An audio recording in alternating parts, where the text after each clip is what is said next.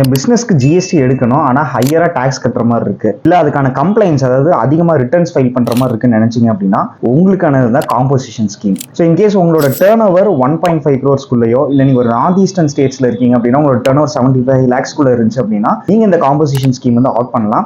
இது நீங்க ரெஜிஸ்ட்ரேஷனுக்கு அப்ளை பண்ணும் போது இல்ல இந்த ஃபினான்ஷியல் இயர் ஸ்டார்ட் பண்றதுக்கு முன்னாடியே இந்த காம்போசிஷன் ஸ்கீம் வந்து உங்களால எனேபிள் பண்ணிக்க முடியும். அப்ப நான் அதுக்கு எவ்வளவுதான் டாக்ஸ் ரேட் கட்டுறது அப்படின்னு கேட்டீங்கன்னா, இன்கேஸ் நீங்க மேனுஃபேக்சர் ஆஃப் குட்ஸ் இருந்தீங்கன்னா 1% கட்டினா போதும். இன்கேஸ் நீங்க ஒரு ரெஸ்டாரண்ட் சர்வீஸ் ப்ரொவைடர் அப்படின்னா 5%, சர்வீஸ் ப்ரொவைடர்ஸ்க்கு மட்டும் அப்படின்னா 6% நீங்க கட்டுற மாதிரி இருக்கும். நீங்க வந்து உங்களோட கஸ்டமர்ஸ் கிட்ட இருந்து ஜிஎஸ்டி கலெக்ட் பண்ண முடியாது.